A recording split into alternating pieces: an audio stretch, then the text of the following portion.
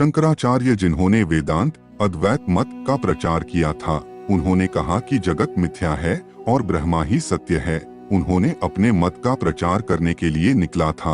उनके साथ सुधनवा राजा की सेना भी थी, लेकिन उसके मारू बाजे की गर्जना से लोकायत मत वाले भाग गए।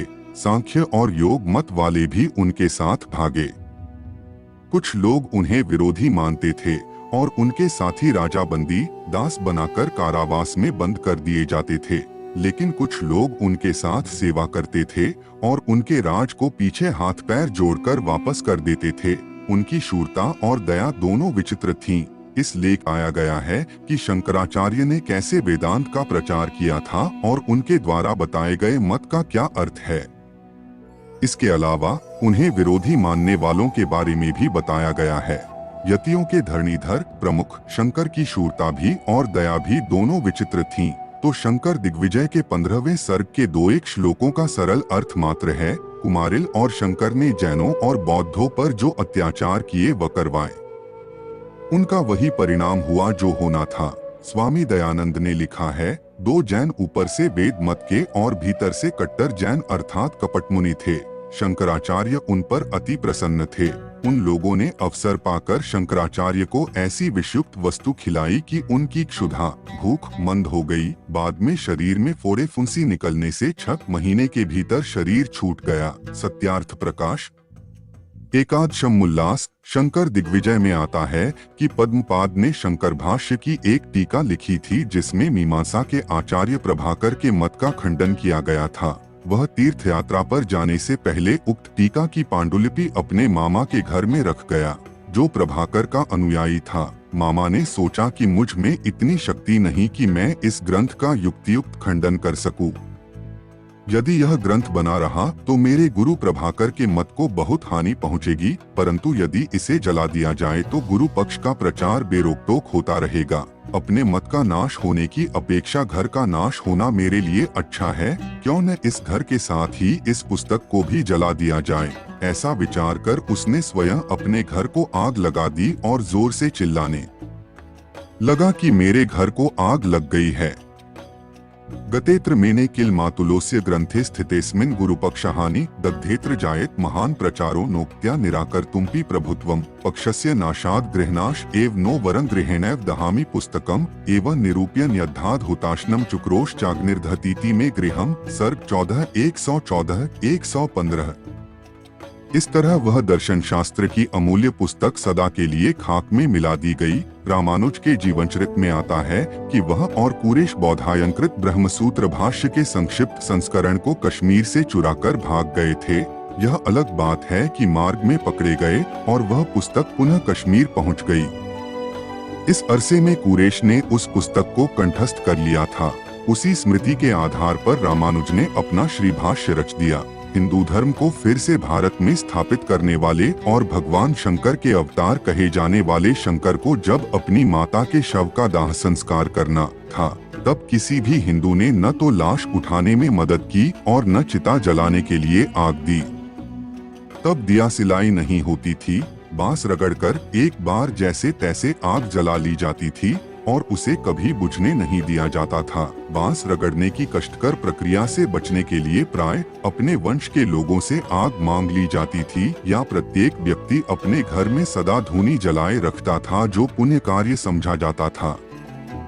धर्मशास्त्रों का ऐसा ही करने का आदेश है। शंकर के नाते रिश्तेदारों का कहना था, सन्यासी दाह संस्कार नहीं कर सकता, आथ वे अपने घरों से आग देने को तैयार न हुए। उधर शंकर ने अपनी माता को वचन दे रखा था कि मैं अपने हाथों तुम्हारा अंतिम संस्कार करूंगा। इस पर शंकर ने जो किया उसका वर्णन शंकर दिग्विजय में इस प्रकार मिलता है। अन्नम बहुधार्थितापि तस्मै बत नादत्त च बंधुता तदीया संचित्य काष्ठानि सुशुष्कवन्ति गृहोत्कण्ठे धृतोपात्रः स दक्षिणे दोषणी ममन्थ वहिन ददाहता तेन च संयतात्मा न याचिता वहिनम दुर्यदस्मै शशाप तान् स्वीयजनान् सरोषः इतः परं वेद बहिष्कृतास्ते द्विजायतीना न भवेच्च भिक्षा।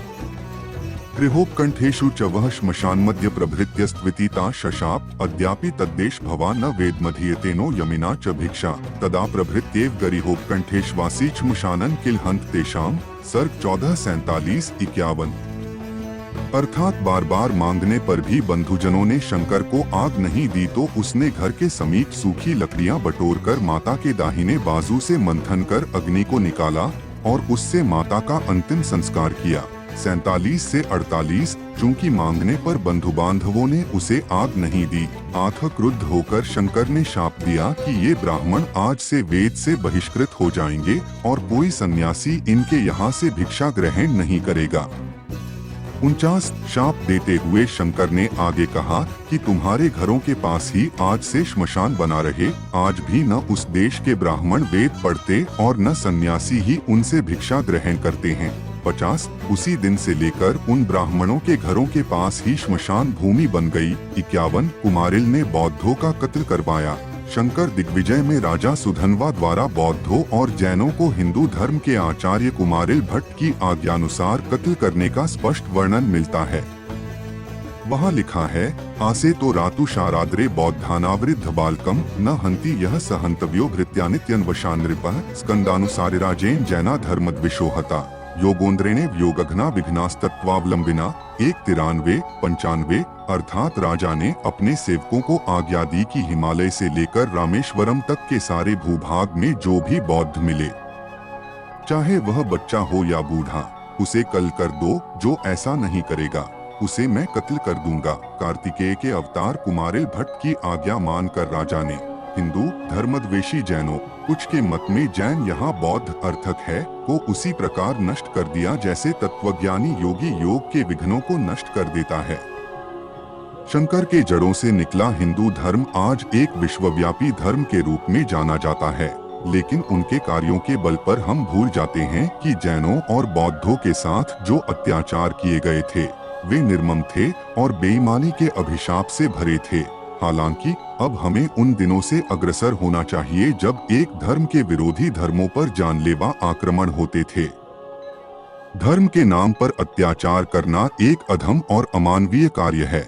हमें सभी धर्मों के लिए समान श्रद्धा और सम्मान रखना चाहिए ताकि हम सभी एक दूसरे के साथ शांति और सौहार्द बनाए रख सकें।